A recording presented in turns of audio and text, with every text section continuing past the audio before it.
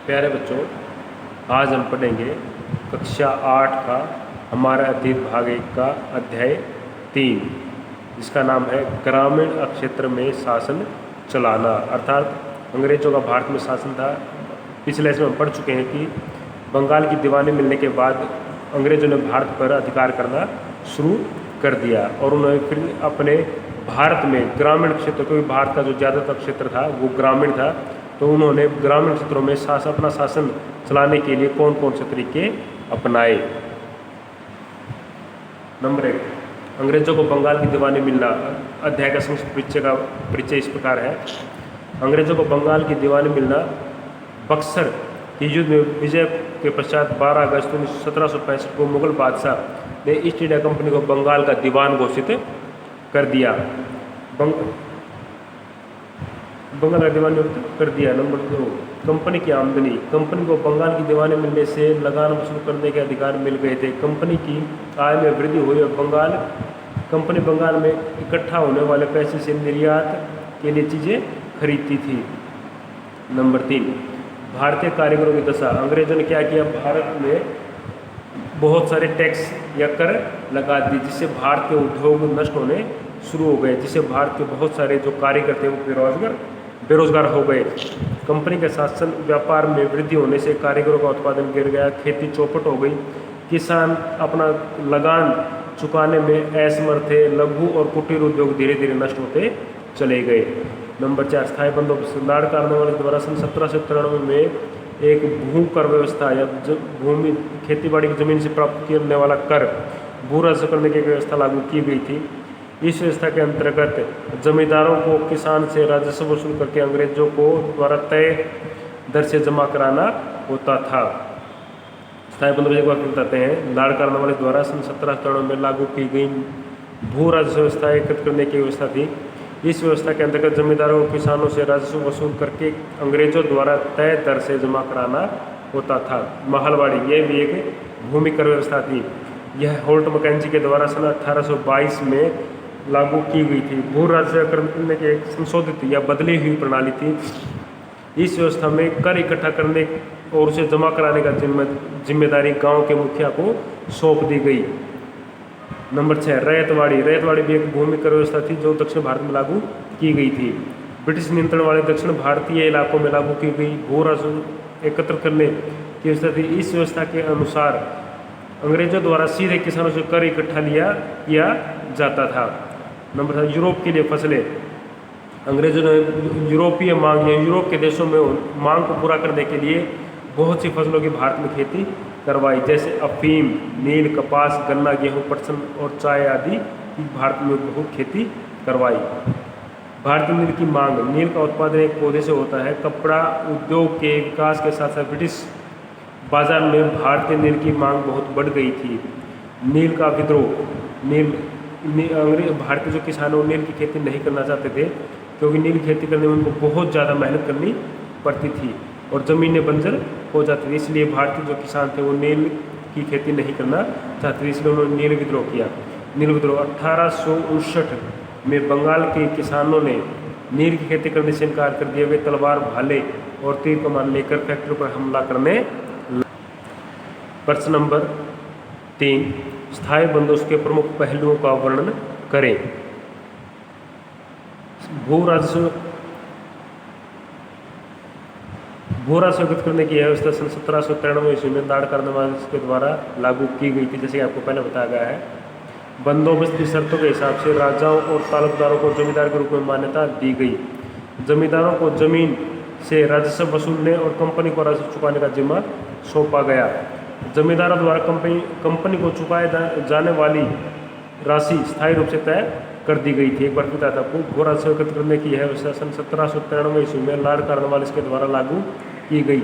Number 2, बंदोबस्त की शर्तों के हिसाब से राजाओं और तालुकदारों को जमींदारों के रूप में मान्यता दी गई। नंबर 3, जमींदारों को किसानों से राजस्व वसूलने और कंपनी को राजस्व चुकाने का जिम्मा सौंपा गया। नंबर 4, जमींदारों पर कंपनी को चुकाई जाने वाली राशि स्थायी रूप से तय कर दी गई। आगे है प्रश्न नंबर 4, महलवाड़ी व्यवस्था स्थायी बंदोबस्त के मुकाबले कैसे अलग थी। महलवाड़ी व्यवस्था होल्ट मैकेंजी के द्वारा सन 1822 में बंगाल के प्रेसिडेंसी के उत्तर पश्चिमी इलाकों में लागू की गई थी। यह व्यवस्था स्थायी बंदोबस्त के मुकाबले अधिक निम्नलिखित अर्थों में अलग थी। नंबर 1, स्थायी बंदोबस्त में सभी प्रकार के कर खेतों पर राजस्व की दर एक समान थी, लेकिन महलवाड़ी व्यवस्था के अनुसार खेतों की उपजाऊ शक्ति, आकार तथा उनके मालिकों के रीति रिवाज के अनुसार के हिसाब से राजस्व की दर तय की गई थी। नंबर 2, स्थायी बंदोबस्त में राजस्व की दर स्थायी रूप से तय थी, जबकि महलवाड़ी व्यवस्था में राजस्व को स्थायी रूप से तय नहीं किया गया था, जबकि उसमें समय समय पर बदलाव की गुंजाइश रखी गई थी। नंबर 3, राजस्व एकत्रित करने और उसे कंपनी के पास जमा कराने का जिम्मा जमींदार की बजाय गांव के मुखिया को सौंप दिया गया था। आगे है प्रश्न नंबर 6, रैयत नील की खेती से क्यों कतरा रहे थे? मतलब अर्थात जो रैयत होता है किसान नील की खेती क्यों नहीं करना चाहते थे? नंबर 1, नील की कम कीमतें। भाई रैयत जो किसानों को नील की खेती करने के लिए बागानों को भारी भरकम कर्ज लेकर बहुत अधिक खर्च करना पड़ता था, लेकिन उन्हें नील की जो कीमत मिलती थी वह बहुत ही कम थी, जिससे रैयतों की या किसानों की आर्थिक दशा खराब होती जा रही थी। नंबर 2, मिट्टी की उर्वरता उपजाऊ शक्ति का नाश होना। बागान मालिक चाहते थे कि किसान अपने सबसे बढ़िया खेतों में नील की खेती करें, लेकिन नील के साथ परेशानी यह थी कि उसकी जड़ें बहुत गहरी होती थी और वे मिट्टी की सारी उपजाऊ शक्ति खींच लेती थी। नील की खेती के बाद वहाँ पर धान की खेती नहीं की जा सकती थी। नंबर 2, दोबारा फिर बताता हूँ, नील की कम कीमतें। रैयतों को नील की खेती करने के लिए बागान मालिकों से भारी भरकम कर्ज लेकर बहुत अधिक पैसा खर्च करना पड़ता था, लेकिन उन्हें जो नील की कीमतें मिलती थी वह बहुत कम मिलती थी, जिससे रैयतों की आर्थिक दशा खराब होने लगी। नंबर 2, मिट्टी की उर्वरा शक्ति का नाश। बागान मालिक चाहते थे कि किसान अपने सबसे बढ़िया खेतों में ही नील की खेती करें, लेकिन नील की एक साथ परेशानी यह थी कि उसकी जड़ें बहुत गहरी होती थी और वे मिट्टी की सारी ताकत खींच लेती थी। नील की कटाई के बाद वहाँ धान की खेती नहीं की जा सकती थी।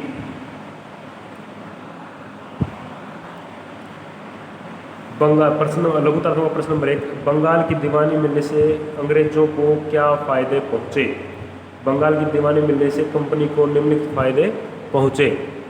दीवानी के तौर पर राजा के तौर पर या दीवानी के तौर पर कंपनी को नियंत्रण वाले भूभाग के आर्थिक मामलों की वास्तविक शासक बन गई। मतलब कंपनी अब बंगाल की राजा बन गई थी। नंबर 2, कंपनी को अपनी आर्थिक जरूरतों को पूरा करने के लिए धन उपलब्ध भारत से ही होने लगा। अब उन्हें इंग्लैंड से पैसा मंगवाने की जरूरत नहीं थी।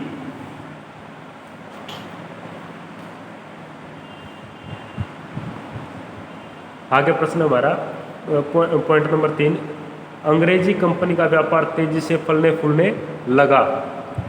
नंबर 4, अंग्रेजों को कलकत्ता बंदरगाह से बिना कर चुकाए व्यापार करने की छूट मिल गई थी।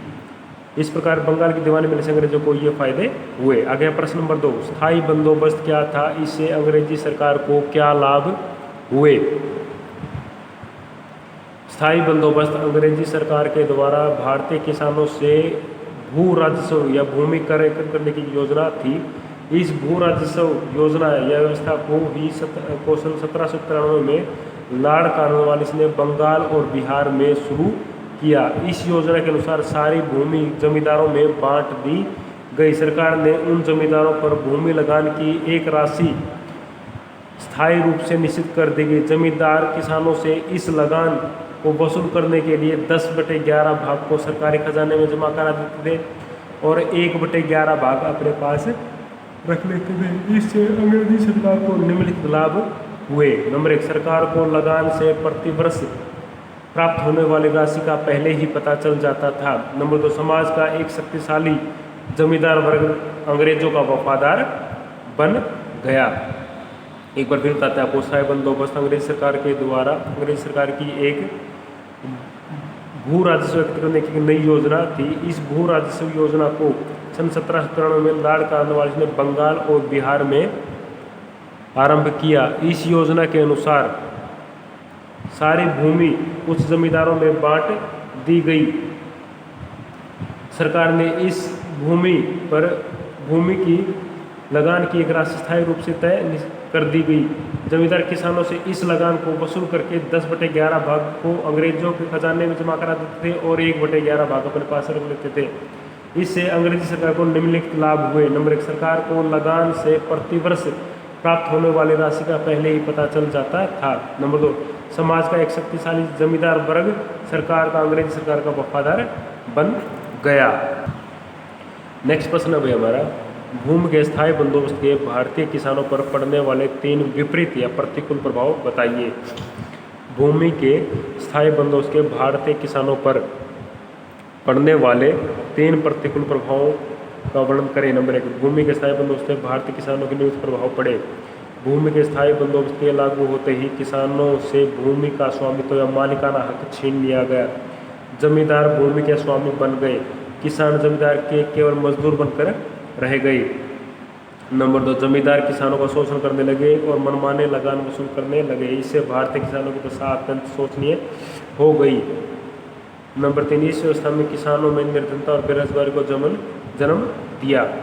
एक बार बताते हैं, भूमि के स्थायी बंदोबस्त के लागू होते ही किसानों से भूमि का स्वामित्व छीन लिया गया और उसके मालिक जमींदार बन गए, किसान जमींदार के केवल मजदूर बनकर रह गए। नंबर 2, जमींदार किसानों का शोषण करने लगे और उनसे मनमाना लगान कर वसूल करने लगे। इससे भारतीय किसानों की दशा खराब होती चली गई। तो इस व्यवस्था में किसानों में निर्धनता और बेरोजगार को जन्म दिया गया। नंबर 4, टॉमस मुनरो द्वारा विकसित की गई रैयतवाड़ी व्यवस्था पर एक समुचित टिप्पणी लिखिए। सन 1820 में टॉमस मुनरो मद्रास का गवर्नर हुआ। उसने भूमि का प्रबंध एक नए ढंग से किया जिसे रैयतवाड़ी व्यवस्था के नाम से जाना जाता है। इसे मद्रास बम्बई में लागू किया गया। सरकार ने भूमि कर उन लोगों से लेने का निश्चय किया जो खुद खेती करते थे।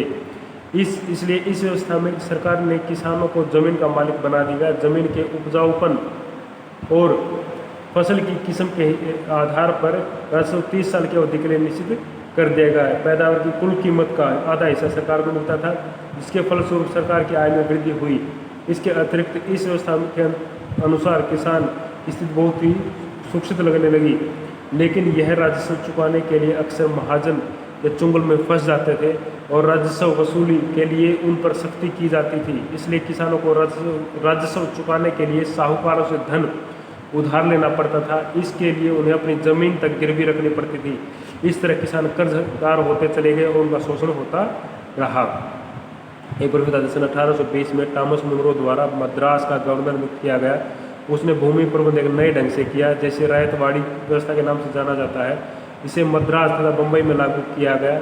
सरकार ने भूमि कर उन लोगों से लेने का निश्चय किया जो स्वयं खेती करते थे। इस व्यवस्था में सरकार ने किसानों को जमीन का मालिक बना दिया। जमीन के उपजाऊपन और फसल की किस्म के आधार पर राजस्व 30 साल की अवधि के लिए निश्चित किया जाता था। पैदावार की कुल कीमत का आधा हिस्सा सरकार को मिलता था, जिसके फलस्वरूप सरकार की आय में वृद्धि हुई। इसके अतिरिक्त इस व्यवस्था के अंतर्गत किसान की स्थिति बहुत ही सुरक्षित लगने लगी, लेकिन राजस्व चुकाने के लिए अक्सर महाजन के चुंगल में फंस जाते थे। राजस्व वसूली के लिए उन पर सख्ती करते थे, इसलिए किसानों को कर चुकाने या राजस्व चुकाने के लिए साहूकार से पैसा उधार लेना पड़ता था। इससे उन्हें उनकी ज़मीन भी गिरवी रखनी पड़ती थी। इस तरह किसान कर्जदार होता चला गया और उनका शोषण होता गया। रैयतवाड़ी व्यवस्था की विशेषताएं क्या थी? रैयतवाड़ी इस व्यवस्था में अंतर्गत भूमि का बंदोबस्त सीधा किसान को सौंप दिया गया। नंबर 2, इस व्यवस्था में भूमि की उपजाऊ शक्ति या फसल की किस्म को देखकर निश्चित किया जाता था। नंबर 3, इस व्यवस्था में भू राजस्व भूमि की उपजाऊ शक्ति और फसल की अन्य किस्म को देखकर निश्चित किया जाता था। इस व्यवस्था में भू राजस्व 30 वर्ष की अवधि के लिए निश्चित किया जाता था। अवधि समाप्त होने के बाद लगान को दोबारा निर्धारित किया जाता था। नंबर 6, भूमि की स्थायी बंदोबस्त के लाभों का वर्णन करें। इससे कंपनी की आय निश्चित हो गई थी, जिससे बजट बनाना आसान हो जाता था। जमींदारों को भूमि स्थायी रूप से मिलने के कारण वे भूमि के सुधार की ओर ध्यान देने लगे और इसे उपजाऊ बनाने पर भी कोशिश करने लगे। सरकार को किसानों का एक शक्तिशाली वर्ग मिल गया जो किसान के प्रति पूर्णतः वफादार था। कंपनी प्रतिवर्ष ठेके के खर्च से बच गई। इस प्रबंध द्वारा भूमि लगान प्राप्त करने का आसान हो गया। एक बार बताते हैं, नंबर भूमि के स्थायी बंदोबस्त के लाभ निम्नलिखित नंबर 1, इससे कंपनी की आय निश्चित हो गई, जिससे बजट बनाना आसान हो गया।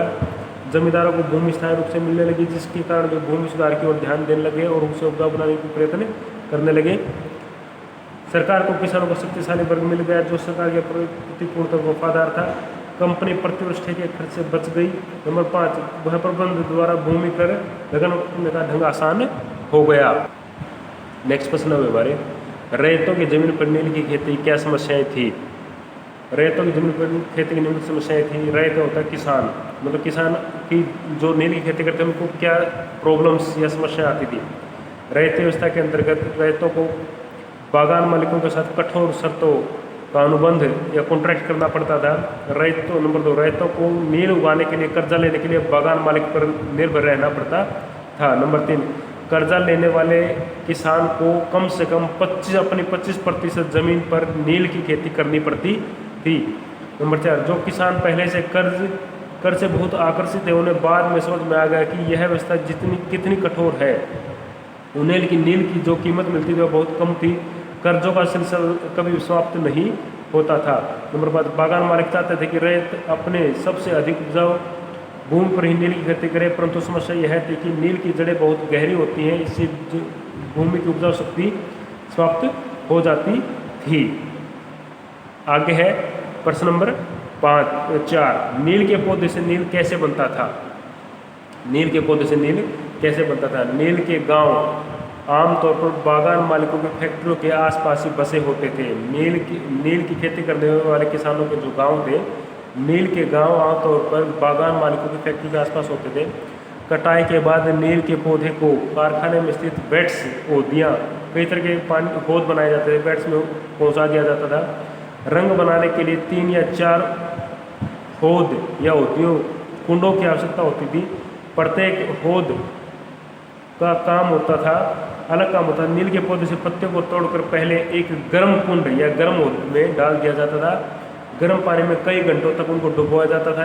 इस होद को किण्वन या स्टीपर कुंड कहा जाता है। जब पौधे किण्वित हो जाते थे तो उन द्रव्य से उस पानी से बुलबुले उठने लगते थे। अब सड़ी हुई पत्तियों को अलग निकाल दिया जाता था और द्रव्य को एक और दूसरे होद में छान लिया, उस पानी को दूसरे होद में छान लिया जाता था। दूसरा होद पहले होद के ठीक नीचे होता था।